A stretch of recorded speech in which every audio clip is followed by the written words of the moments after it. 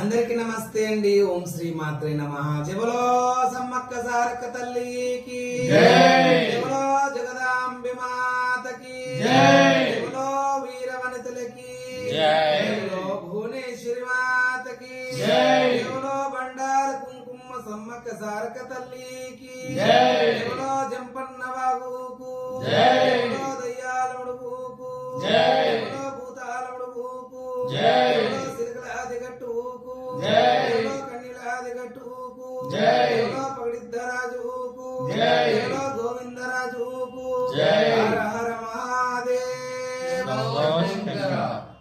అందరికి నమస్తే అండి. ఓం శ్రీ మాత్రే నమః. ఇప్పుడే చాలా అద్భుతంగా ఆ తల్లి జగన్మాత, లోకమాత, పరమేశ్వరి, భూలోకమాత, భువనేశ్వరి, శ్రీరంగరాజేశ్వరి, శ్రీశైలవాసిని, భ్రమరాంబదేవి, ఉజ్జయిని మహాకాళి అన్ని అవతార స్వరూపంలో ఇక్కడ కని విని ఎదగని మేడారం జాతర బహు సక్కదనము, బహు సౌందర్యము. అసలు ఎక్కడ కూడా ఇన్ని కోట్ల జనాన్ని మనం వీక్షించలేము. మరి ఎంతో పూర్వీకంలో పుట్టిన దేవతలు కూడా ఎంతో మంది ఉన్నప్పటికీ కూడా, పురాతనమైన దేవాలయాలు కూడా ఎన్నో ఉన్నప్పటికీ, వీర వనితలై ఒక రాజు చేతిలో చనిపోయి మల్ల బతికి ధర్మాన్ని కాపాడ వచ్చిన బంగారు తల్లులు సమ్మక్క సారక్కలు. వాళ్ళందరినీ ఒక దొంగ దెబ్బ కొట్టిన రాజు కాకతీయ రాజు, ఆయన ప్రతాపరుద్ర మహారాజు. మరి ఫండ్ కట్టాలంటారు కదా, పన్ను కట్టాలి అంటారు కదా, అడవిలో ఉంటున్నందుకు, బతుకుతున్నందుకు మీరు ప్రతి నెలకి ఇట్లా కట్టాలి అని అనడం, దౌర్జన్యం చేయడం. ఆ దౌర్జన్యం చాలా మంది ఆడవాళ్ళ మీద, పురుషుల మీద, వీళ్ళందరి మీద చేయడం సమ్మక్క సారక్కలకు నచ్చలేదు. తల్లి పిల్లలు కొండంత జాతర, కొంతమంది తెలియనోళ్ళు తల్లి పిల్లలు అనుకుంటారు, కొంతమంది అనుకుంటారు అక్క చెల్లెలు అనుకుంటారు. అట్లా కాదు, తల్లి పిల్లలు. సమ్మక్క భర్త పగడిద్దరాజు, రక్త సరళమ్మ భర్త గోవిందరాజు. అలాగే సమ్మక్క ఇంకో కూతురు ఉంది నాగులమ్మ, ఇద్దరు కూతుర్లు ఒక కొడుకు ఆయన్ని జంపన్న కూడా మరి మా తల్లిదండ్రులు ఇట్లా అందరూ చనిపోయారు కదా అని ఆయననే బాణం తీసుకొని డొక్కలో పొడుచుకొని చనిపోవడం వల్ల ఆయన రక్తం వారడమే జంపన్న వాగుగా మరి అవతారం ఎత్తిండు. కాబట్టి స్వామి అందులో స్నానాలు చేయడం, భూతాలు ప్రేతాలు పిశాచులను వెళ్ళిపోవడం జరుగుతుంది జంపన్న వాగులో. అలా చనిపోయినటువంటి వీరవనితలు మళ్ళీ పుట్టి మళ్ళీ బతికి, అలా మళ్ళీ దుష్ట సంహారణ శిష్ట రక్షణ జగన్మాతగా మరి అవతారం ఎత్తి అలా ఆ ఒక రాజును చంపడం జరిగింది. అలా ధర్మాన్ని కాపాడడం జరిగింది. ఇది ధర్మభూమి. ఈ ధర్మభూమి మీద ఈ సకదనాల అవతారం ఎత్తుకొని ఆ తల్లి జగన్మాతలు దుష్ట సంహారణ శిష్ట రక్షణ చేసిన జగన్మాత మరి మానవ స్త్రీలైనా గాని, మరి దేవతలైనా గాని ఈ రోజున మరి ఒక రూపంలో అయితే కాళికాదేవి, భద్రకాళి, రుద్రకాళి, అలా అమ్మవారే ఇలా మానవ స్త్రీ అవతారం ఎత్తి ఇలా దుష్ట సంహారం చేసిండ్రు అనేది ఒక కథనం ఉన్నది. అగ్నిగుండంలో పుట్టిన అఖండ జ్యోతి సమ్మక్క.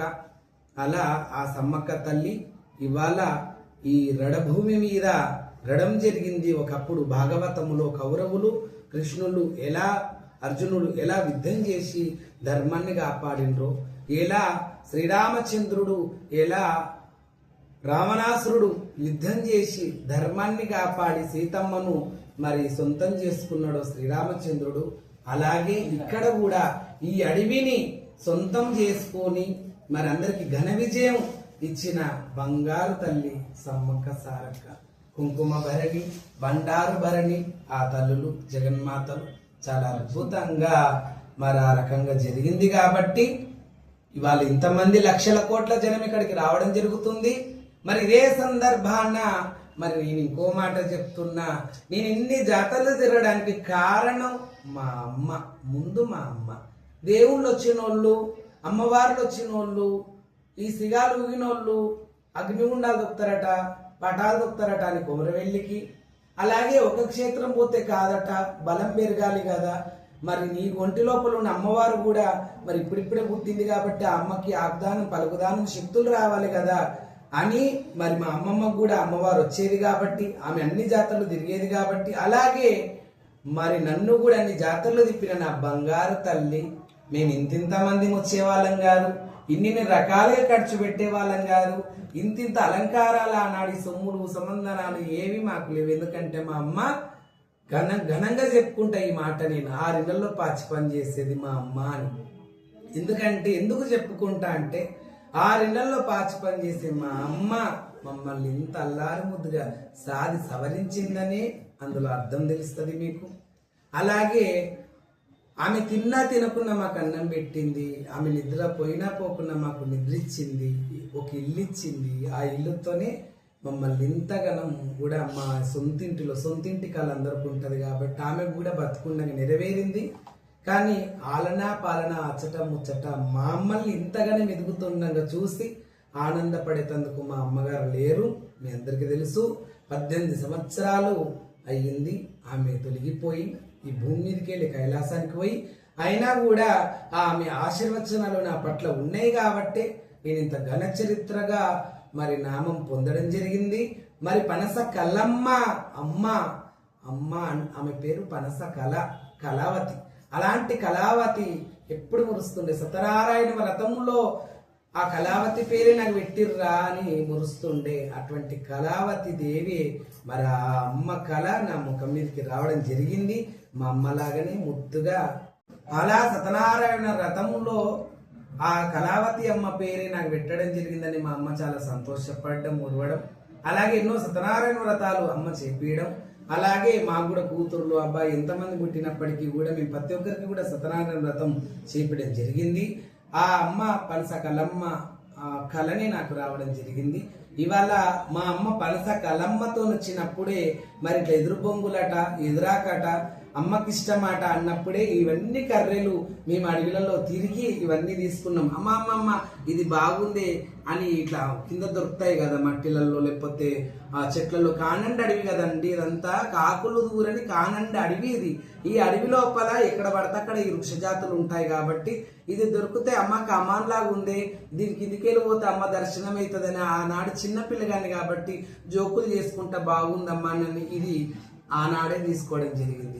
ఇది స్నానం చేసేటప్పుడు స్నానం చేసి మళ్ళీ ఒడ్డుకు వచ్చేటప్పుడు ఒడ్డు పక్కకు పాములాగా కనబడడం జరిగింది. అలాగే ఈ కర్రని ఇక్కడ ఒక కోయవాని చేతిలో ఉంటే మరి అడిగితే మాకు ఇవ్వడం జరిగింది. చాలా సంతోషం. ఆయన ఇప్పుడు ఉన్నాడో లేడో మనకైతే తెలియదు. ఆయన పేరు రాజయ్య. ఆయన ఇవ్వడం జరిగింది. ఆయన గుర్తుగా నేను కూడా ఆయన చాలా నిండుగా, ఎందుకంటే ఆయన ముకటం అంటే ఏదైతే దోతిలాగా చుట్టుకుంటారు కదా, నెత్తికి కిరీటం లాగా అది జుట్టుకొని పెద్ద నామాలు పెట్టుకొని అన్ని అమ్మే సామాన్లు ముందు పెట్టుకొని ఆయన అమ్మడం అసలు ఆయన చాలా అద్భుతంగా కనిపించడం జరిగింది. ఆయన పేరు రాజయ్య కూడా ఆనాడు పేరు తెలుసుకోవడం జరిగింది. ఆయన ఈ పాములాగా ఉన్న కర్రే నీకు తోడుంటదని ఇవ్వడం జరిగింది.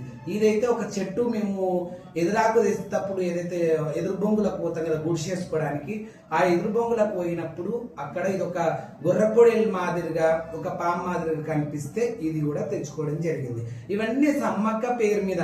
ఇంకోటి ఏంటంటే ఇళ్లలో సమ్మక్క సారక్క ఫోటో పెట్టుకుంటారు కదా, నేను అలా ఫోటో పెట్టుకోలేదు. ఇక్కడ ఏవైతే ఎదురు బొంగులు ఉన్నాయో ఒక ఎదురు బొంగుకు పసుపు, ఒక ఎదురు బొంగుకు కుంకుమ రాసి, ఒకదానికి పచ్చబట్ట, ఒకదానికి పచ్చ చీర, ఒకదానికి ఎర్ర చీర కట్టి అలా ఇంట్లోనే వీటికి ఒక అమ్మవారి రూపం వేసుకొని ఆ కట్టెలకి అమ్మవారి ఫేస్ కట్టి నేను ఇంట్లో సమ్మక్క సారక్క పూజ చేసుకోవడం జరుగుతుంది.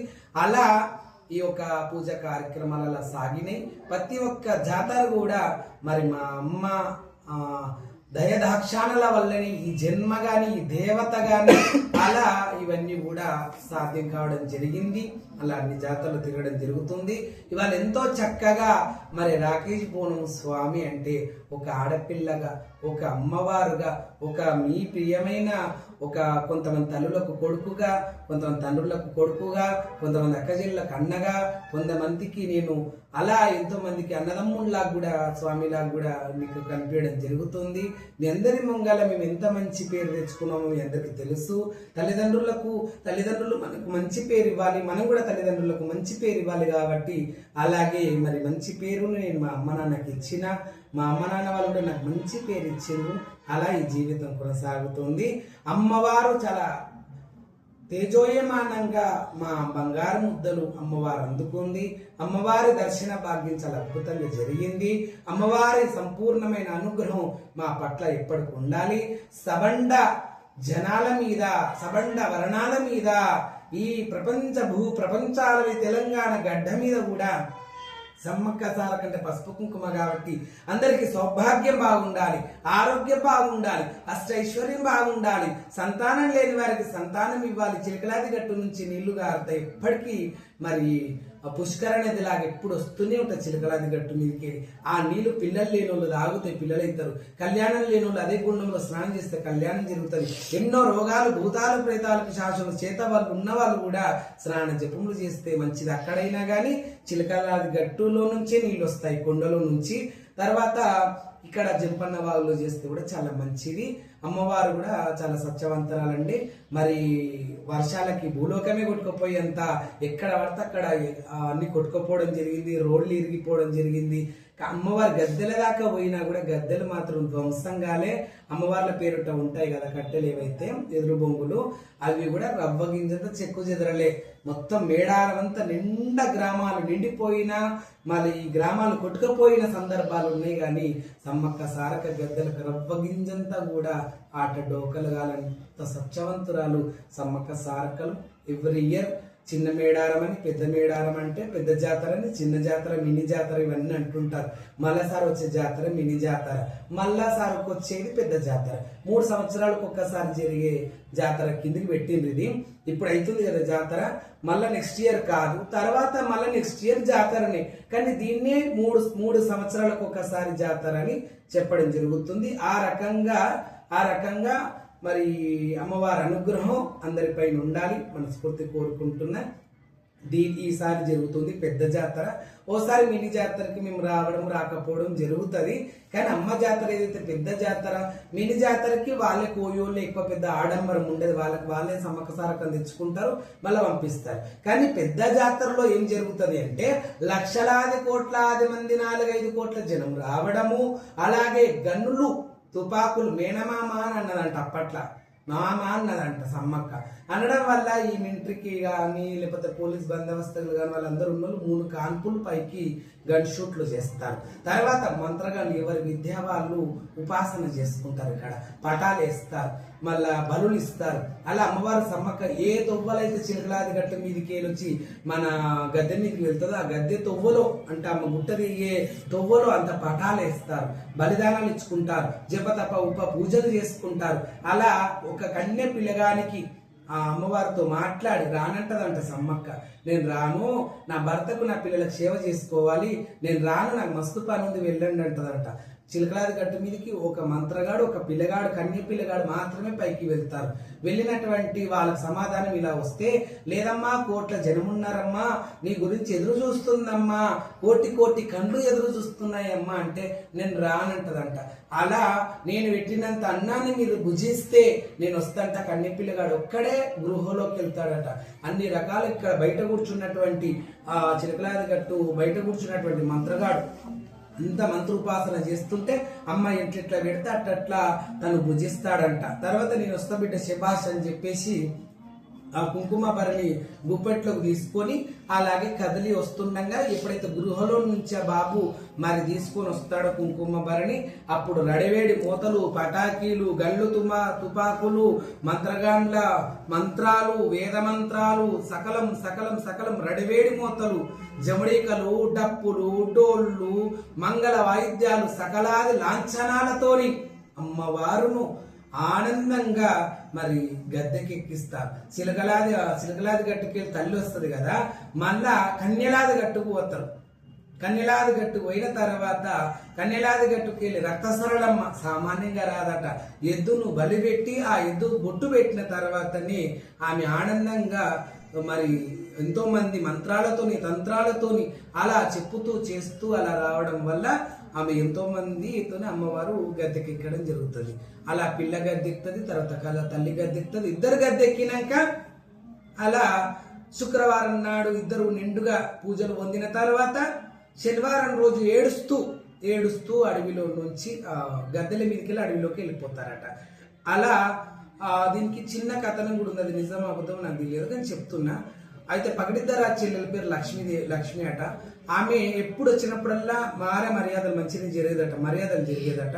అలాంటి తల్లి ఒకనాడు వస్తే ఈ ప్రజలోకంకు ఆశీర్వచనాలు ఇచ్చే పనుల సమ్మక్క సారకలు ఉండడం వల్ల లక్ష్మీదేవిని పట్టించుకోలేదట, వచ్చిన ఆడబిడ్డను పట్టించుకోకపోతే నీ జాతర పాడుగా నేను తిట్టి 6 నెలలు నువ్వు కష్టాలు పడు 6 నెలలు వాళ్ళు కష్టాలు పడు గాక అని శాపం పెట్టిపోయిందట. అయితే కొంతమంది కూడా అనుకునే కథనాలు ఉన్నాయి. బేడారం వచ్చిన కొన్ని కష్టాలు వస్తాయి, ఎన్ని కష్టాలు వచ్చినా ఎన్ని నిష్ఠూర్కాలు వచ్చినా ఆమెనే కష్టాలు పెడుతుంది, ఆమెనే పరీక్ష పెడుతుంది, ఆమెనే మనను మంచిగా కాపాడే బంగారు తల్లి సమ్మక్క సారక్క. కష్టాలు వస్తాయి నవ్వుకుంటామా? ఆ తల్లి ఎన్ని కష్టాలు పడ్డది, సీతమ్మ ఎన్ని కష్టాలు పడ్డది, రామయ్య ఎన్ని కష్టాలు పడ్డాడు, ఎల్లమ్మ ఎన్ని కష్టాలు పడ్డది, మల్లని ఎన్ని కష్టాలు పడ్డాడు, నల్ల పోచమ్మ ఎన్ని కష్టాలు పడ్డది. దేవతలందరూ, ప్రతి ఒక్క దేవతలందరూ నరకం అనుభవించిన వాళ్ళే. పున్నామ నరకాలు అనుభవించి అన్నిటిని సాధించి సవరించినాక దుష్ట సంహార శిష్ట రక్షణ చేసినాకనే దేవతలుగా అవతారమెత్తి ఇలా మనందరితో పూజలు చేయించుకుంటున్నారు. అలా సమ్మక్క సారక్క కష్టాలు పడ్డరని, కష్టాలు పెడతారని, ఆడి వేస్తే కష్టాలు నిష్ఠూర్కాలు తప్పవని, కోటీశ్వరులమైతే పోతామని, కోటీశ్వరుడు కాకుండా అడకదిరిటోళ్ళమైతే పోమని ఇలా ఎప్పుడు కూడా అనుకోవద్దు. భగవంతుడు ఎన్ని పరీక్షలు పెడతాడో అంతకు మించి మనకు స్వర్గం కూడా ఇస్తారు, సంతోషం ఇస్తారు, ఆనందం ఇస్తారని మనస్ఫూర్తి తెలియజేస్తూ వీడికి ఈ కథనాలన్నీ మరి వాస్తవమా అవాస్తవమా పక్కకు పెడితే ఇప్పటి వరకు అయితే ఇలా సమ్మక్క సారక్క జాతరలు ఇలా కొనసాగుతున్నాయి. అలా 6 నెలలు కష్టాల పాలు నువ్వు, 6 నెలలు కష్టాలు ప్రజలోకానికి, 6 నెలలు కష్టాలు మీకు కూడా ఉంటాయి సమ్మక్క సారక్క అనడం వల్ల శుక్రవారం నిండుగా పూజలు పొంది శనివారం నాడు పోయే వాళ్ళు ఎవరైతే ఉన్నారో వాళ్ళందరూ కూడా ఏడుస్తూ చేస్తూ అలా బాధపడుతూ అమ్మవారును శనివారం రోజున ఏడుస్తూ బాధపడుతూ కన్నీరు తీస్తూ సమ్మక్క సారక్కలు కూడా మీ అందరిని వదిలిపెట్టి మేము అడవిలోకి వెళ్తున్నామని చాలా బాధపడుతూ ఏడుస్తూనే వెళ్తారట. కాబట్టి ఆ రకంగా కథనం ఉన్నది, అది జరిగిండొచ్చు, మనం చూడలేదు కానీ అందరూ సల్లంగా ఉండాలి. సర్వేజన సుఖినో భవంతు. ఈ కథనంలో మా పనస కలమ్మ నన్ను గన్న అమ్మ నా గురువు, ఆ తల్లి పాదాల శతకోటి వందనాలు, ఇద్దరు తల్లులకు సమ్మక్క సారక్కల పాదాల శతకోటి వందనాలు. అలాగే మీ అందరి అభిమానం ఎప్పుడు ఈ తల్లి లేని కొడుకు మీద, మీ రాకేష్ బూనం మీద ఉండాలని మనస్ఫూర్తి కోరుకుంటూ మీ అందరికీ కూడా సమ్మక్క సారక్క ఆశీర్వచనాలు సకలంగా సంపూర్ణంగా మీ అందరిపై ఉండాలని, ఆ తల్లుల ఇద్దరి అభయస్తం మీ తలల మీద ఉండాలని, అరకతి బరకతి ఆయుర ఆరోగ్య శ్రేశ్వర కీర్తి ప్రతిష్టలు మారుమోగాలని మనస్ఫూర్తి కోరుకుంటూ అమ్మల మరి ఖడ్గాలే అమ్మవారి ఆయుధలే, అమ్మవారికి సంబంధించిన వస్తువులే కాబట్టి అవన్నిటితో మీ అందరి తల మీద పెట్టినట్టే అమ్మవారి ఆశీర్వచనాలు వచ్చినట్టే. సర్వేజరా సుఖినో భవంతు. జవలో సమ్మక్క సారక్క తల్లికి, జవలో జగదాంబ మాతకి, జవలో సమ్మక్క సారక్కకి, జవలో ఆమె సమ్మక్క సారక్క ఈ వనానికి జై.